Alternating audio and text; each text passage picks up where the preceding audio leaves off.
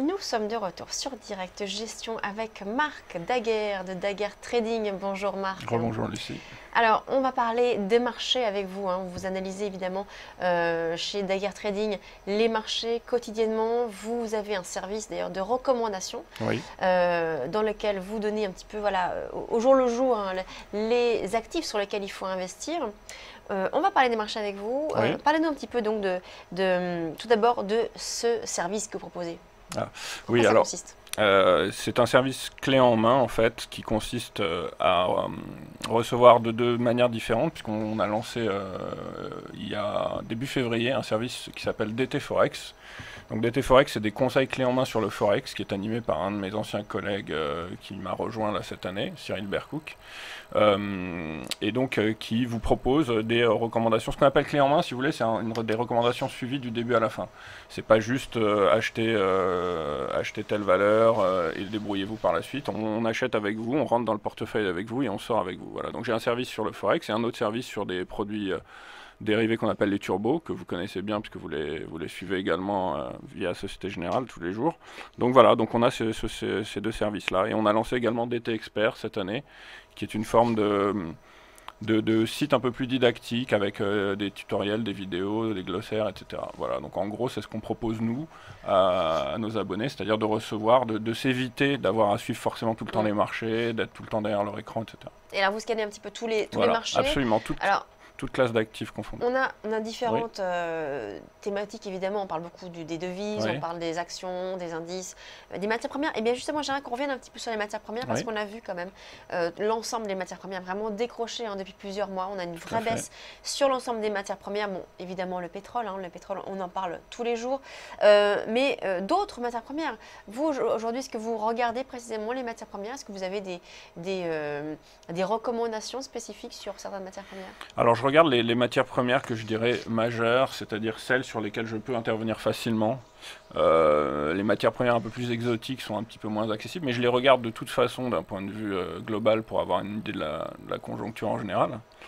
Donc on regarde effectivement les métaux tels que l'or et l'argent, on regarde le pétrole évidemment, on regarde un peu le platine, le palladium, le cuivre.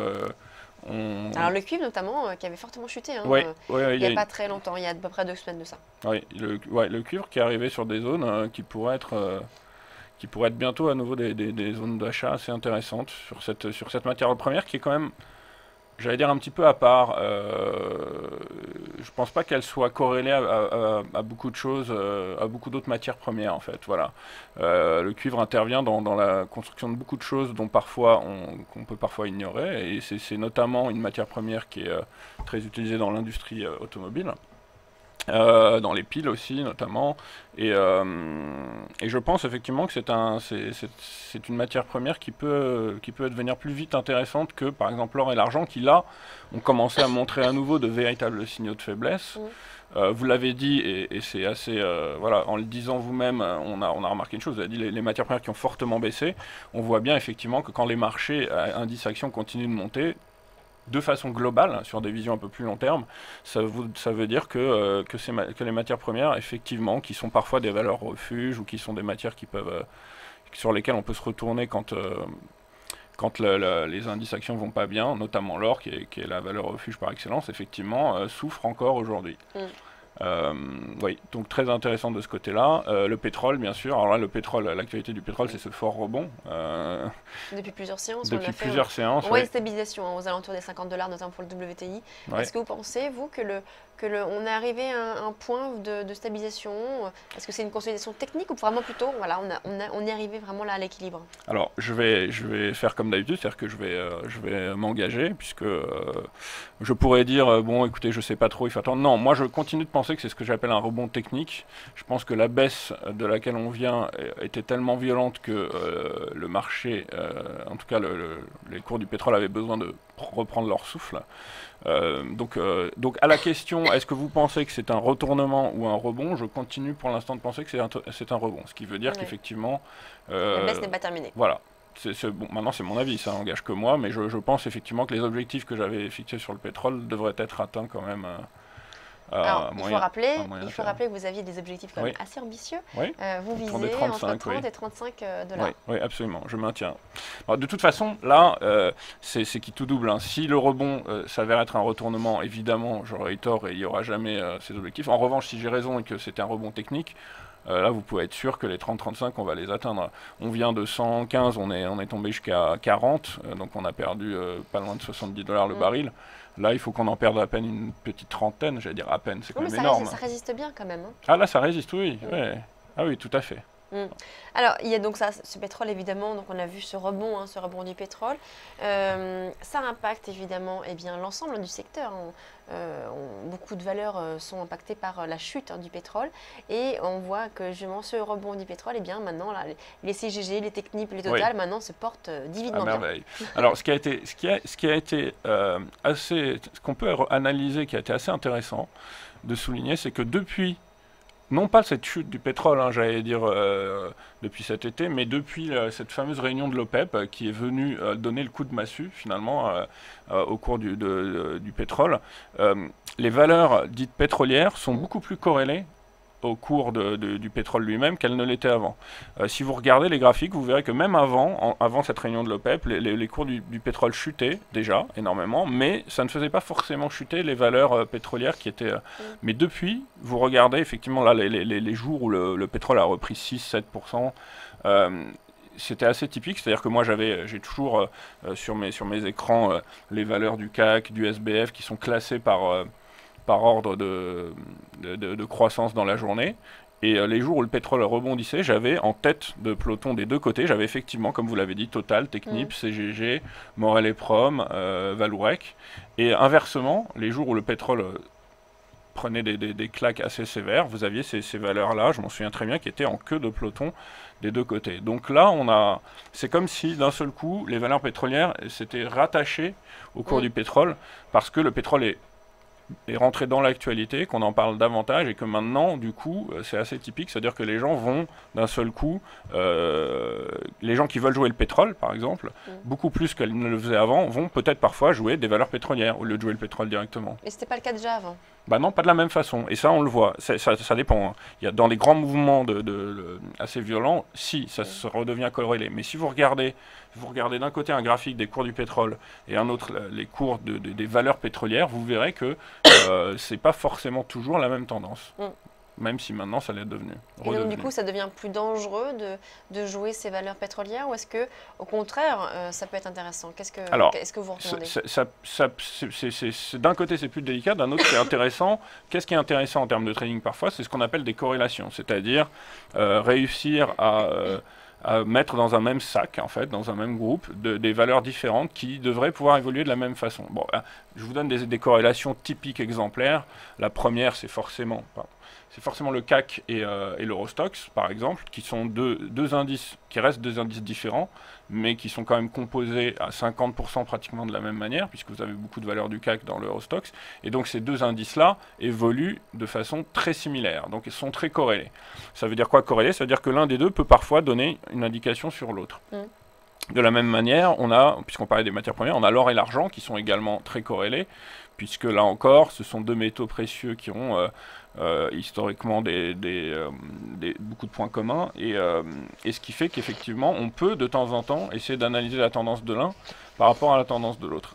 Là, ce qui devient intéressant, c'est de pouvoir éventuellement se dire, de regarder ces valeurs pétrolières et de se dire, maintenant qu'elles sont à nouveau davantage corrélées par les cours du pétrole, qui les a rattachées les unes aux autres, oui, pourquoi ne pas de temps en temps se dire, tiens, c'est étrange, la Technip, ça m'a l'air assez bullish, ça veut dire haussier, et d'un seul coup se dire, tiens, peut-être que Total, là, ça avait l'air un peu moins haussier, mais...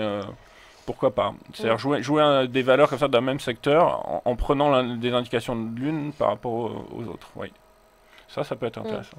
Alors, il y a aussi le gaz, le gaz qui, normalement, doit fortement augmenter en hiver. Hein, lorsque on a les températures qui baissent, souvent, on voit de façon récurrente une hausse du gaz. Et puis, on a vu là, au début de l'hiver, que le gaz baissait fortement.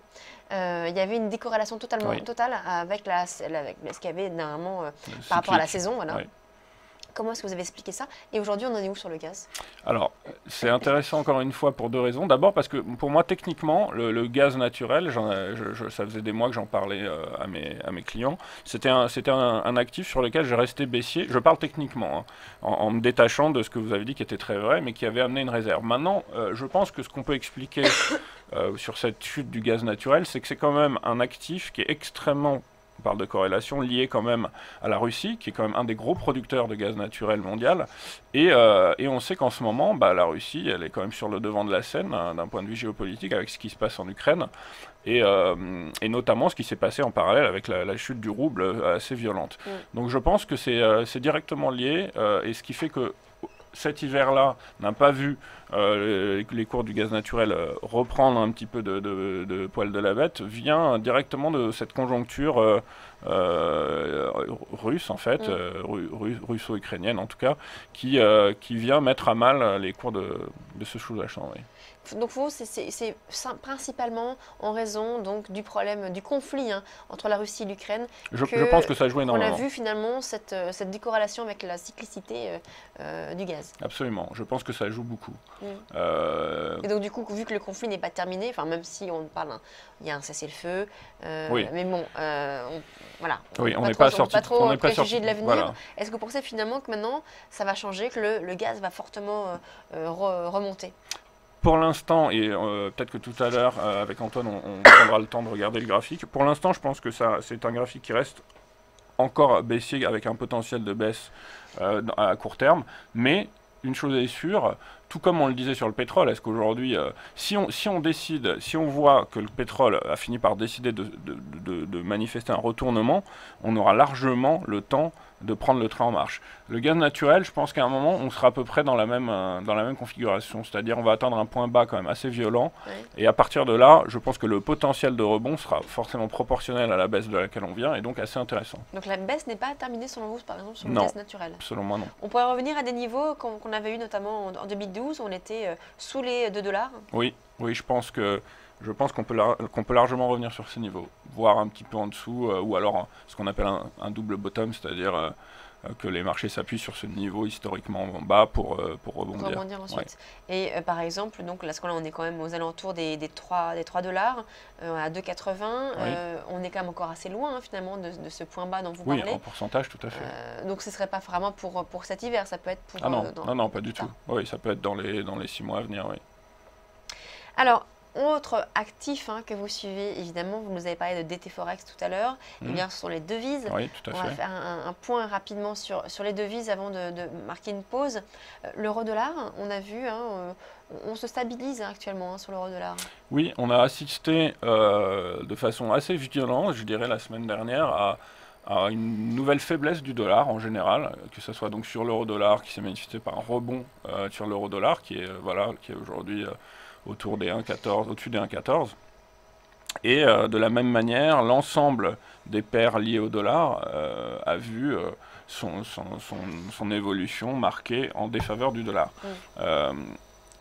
Sur l'euro-dollar, on est pour moi, même si ce n'est pas lié directement, même si c'est lié quand même un tout petit peu, mais on est techniquement dans une même configuration que celle qu'on a sur le pétrole, avec un rebond un peu moins violent que celui qu'on a sur le pétrole, mais une forte baisse, un rebond qui pour moi reste technique aujourd'hui, et encore une fois, à prendre avec des pincettes, mais si vous me demandez mon avis, que ce soit sur l'euro-dollar ou sur le pétrole, j'attendrai des manifestations de fin de rebond pour éventuellement me repositionner à la baisse. Oui. Merci, on va marquer une pause et on se retrouve dans quelques instants justement pour approfondir ces sujets avec vous. C'est dans quelques instants, à tout de suite.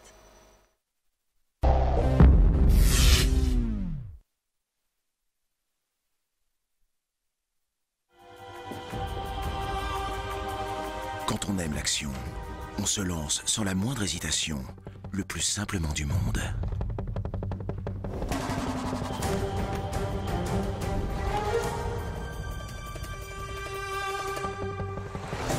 On aime que ça avance.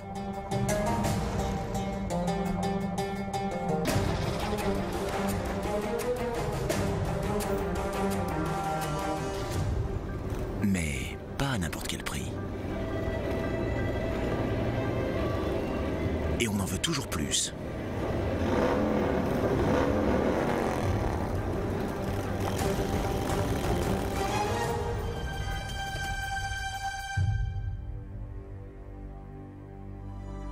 Sur Bing.fr, la bourse en ligne, c'est simple, moins cher, performant et spécialement conçu pour les investisseurs actifs. Bing.fr, vous allez aimer l'action.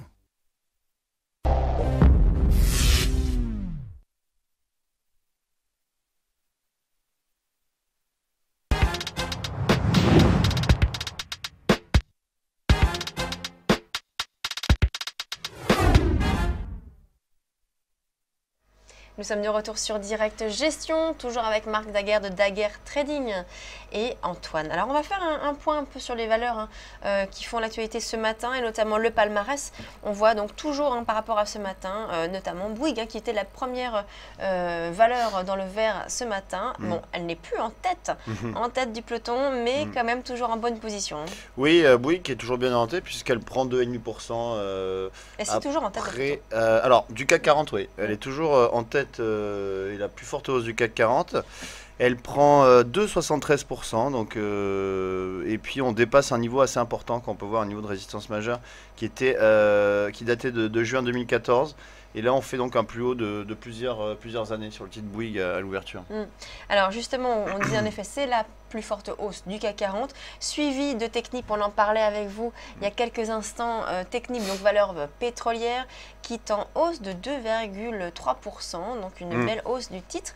Alors que Total, en revanche, n'est pas dans le vert, c'est une faible baisse, on est à 0,79%, enfin faible baisse, c'est quand même une petite baisse quand même du titre Total.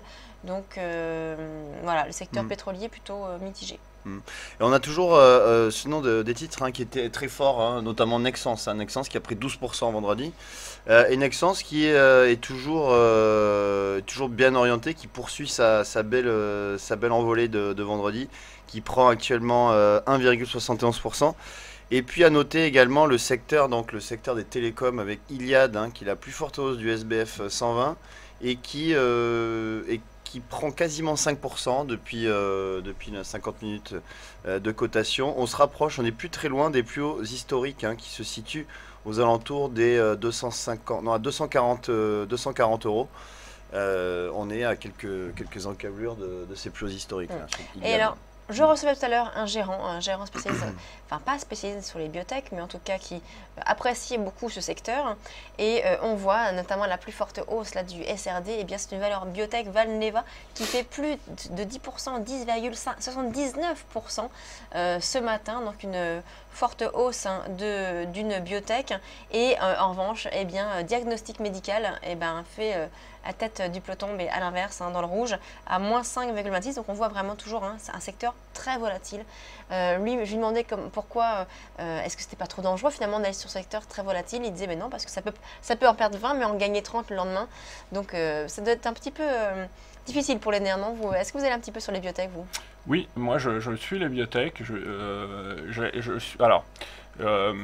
Je suis plus les biotech, j'allais dire, les grandes valeurs du secteur, parce que je pense qu'il faut quand même être assez spécialisé, comme vous l'avez montré, et comme certainement le géant avait dû le notifier. C'est un secteur sur lequel le fondamental intervient quand même beaucoup. Ce sont des valeurs qui peuvent prendre ou perdre énormément en fonction de données parfois juridiques sur un tel médicament, sur un tel... ou alors ils ont déposé un brevet, ils attendaient la validation d'un brevet, etc. Donc ça peut prendre sur une validation de brevet énormément, ça peut perdre énormément sur un brevet non validé, etc. Mais les grosses valeurs du secteur qui sont aujourd'hui américaines, en fait, sont effectivement en train de surperformer énormément le marché, et ce de façon pratiquement empirique. C'est-à-dire que si vous regardez aux États-Unis le Nasdaq, qui est un des indices révélateurs du secteur technologique, puisqu'il regroupe le Nasdaq 100 qui regroupe 100 grosses sociétés technologiques, dont quand même des valeurs comme Apple, Google, etc. Malgré ça, si vous regardez ce qu'on appelle le NBI, qui lui est l'équivalent du Nasdaq, mais le Nasdaq Biotech en fait, et si vous comparez les deux graphes, vous verrez que le NBI s'en sort toujours mieux que le Nasdaq. C'est effectivement un secteur assez porteur secteur qui, je pense que si on regardait d'un point de vue sectoriel les indices, je crois que ça doit être un des secteurs qui est le plus efficace en termes de hausse. Oui, oui, c'est un des secteurs qui était le plus performant, un des plus performants en 2014, le secteur des biotechnologies. Même si, comme vous l'avez dit, c'est assez volatile. C'est vrai qu'on s'y retrouve en fin d'année, on a vraiment des valeurs qui ont explosé. Je pense par exemple en France, nous avons une valeur qui s'appelle Genfit. Oui, Genfit qui était est une valeur, comme on peut le voir d'ailleurs sur le graphique, qui a pris plus de quasiment 100% là depuis 3 mois. On était aux alentours de 30 euros au mois de novembre, et puis on cote actuellement 63,90 €. Et puis il y a d'autres. C'est surtout des biopharmaceutiques qui ont vraiment bien performé en France, comme Genfit ou alors Eritech Pharma également, qui est une biotech assez performante. Oui. Alors pour revenir là-dessus, ce qui est assez intéressant, alors d'abord effectivement on voit que c'est un secteur qui se porte bien, voire très bien. Alors ce qui est assez intéressant de relever, si on fait un tour de tout ce qu'on a dit là depuis tout à l'heure, on voit qu'il y a parfois du fondamental qui va pouvoir intervenir, comme vous avez parlé de Iliad et Bouygues qui sont directement liés pour le coup dans leur évolution du jour. On a parlé ensemble tout à l'heure du secteur pétrolier avec les valeurs pétrolières. Là, ce qu'on voit sur les biotech qui est assez intéressant, c'est de se dire, bon, les gens parlent souvent, quand on a quelque chose qui monte énormément, on parle d'une bulle. C'est-à-dire, est-ce qu'on n'est pas en train de former une bulle ? Je pense que si on regarde ce qui s'est passé là, vous me dites en 2014, mais si on regarde même avant 2014, on peut craindre la ville depuis un moment, elle n'intervient toujours pas. Il y a une petite astuce que moi je peux donner, en général sur les marchés, mais notamment sur le marché des biotech, qui est très reconnu pour ça, c'est regarder ce qu'on appelle les IPO, c'est-à-dire les introductions boursières, année par année, et voir en fonction de l'évolution du nombre de ces introductions boursières, il y en a beaucoup là, voilà. récemment. Et quand vous avez un secteur comme ça, dans lequel vous avez beaucoup d'introductions boursières, c'est plutôt bon signe pour la santé du secteur.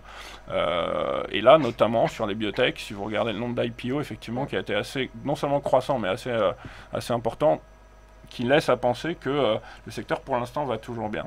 Et aussi, aux États-Unis, il y a aussi un phénomène de concentration du secteur. Les big pharma qui rachètent beaucoup de biotech et de petites pharmaceutiques.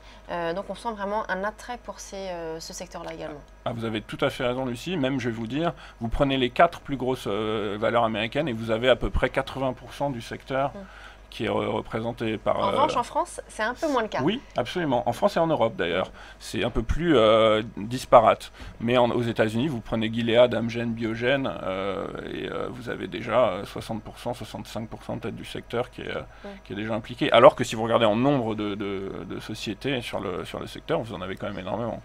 Mais du coup, est-ce que vous pensez que... il y en a beaucoup de biotech, des petites biotech françaises là, qui commencent un petit peu à bien performer, qui restent cotées quand même en France, qui ne cèdent pas aux sirènes des bourses américaines, voilà. Mais pour l'instant. Mais est-ce que vous pensez quand même qu'il pourrait y avoir justement des offres, enfin en tout cas des acquisitions de grosses sociétés américaines pour nos petites biotech françaises? C'est un petit peu aussi ce qui rend ce secteur volatile et ce qui fait qu'on a parfois des explosions de cours comme ça, parce qu'on le sait très bien, et on l'avait vu avec cette rumeur de Technip et CGG notamment, mais lorsque vous avez une tentative d'OPA ou une OPA ou une rumeur d'OPA sur une valeur, cette valeur prend énormément, les cours de la valeur prennent énormément, et ça fait, et ce que vous dites est très vrai, c'est cette espèce de phénomène de mastodonte qui surveille et qui, dès qu'elle voit une pépite peut-être intéressante, va se jeter dessus, fait que ces pépites-là, et même moi j'irai plus loin, je pense que certaines sociétés biotech doivent, je pense, et peut-être de façon tout à fait avérée, avoir comme intérêt, comme stratégie de se dire voilà, on va lancer quelque chose, on va croître un petit peu et on va se faire racheter, on va revendre à Mais là, plus gros. À vous écouter, on a l'impression d'être en 99, à l'aube de l'avènement, enfin de la bulle Internet. Bah, écoutez, où toutes les startups venaient et voulaient se faire acheter par des grosses sociétés jusqu'à un moment où ça a éclaté. Voilà. Donc là, est-ce qu'on peut faire ce rapprochement? Est-ce qu'il pourrait y avoir une bulle des biotech? J'ai parlé récemment avec le responsable d'un fonds qui s'appelle Biotech Promise, qui est spécialisé, donc comme son nom l'indique, sur les biotech, et qui lui me dit exactement ce que vous êtes en train de dire, c'est-à-dire que sa crainte, quand il regarde notamment les PER, c'est de se dire que lui, à ces niveaux-là, il me dit, je peux plus acheter, au bout d'un moment, c'est pas possible.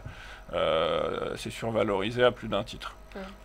Bon, je ne fais que répéter ce qu'il m'a dit, mais comme on le disait tout à l'heure, que ça soit sur les biotech ou sur les marchés indices actions en général, ça fait un moment qu'on craint cette explosion, et ça fait peut-être depuis, entre 2011 et 2012 qu'on en parle, et qu'elle n'a toujours pas eu lieu. Donc que vous dire, ça fait pratiquement 3 ans maintenant. Donc pour l'instant. Vous faites des recommandations chez DT Trade, enfin chez chez DT Turbo sur le biotech. Sur les biotech, ouais.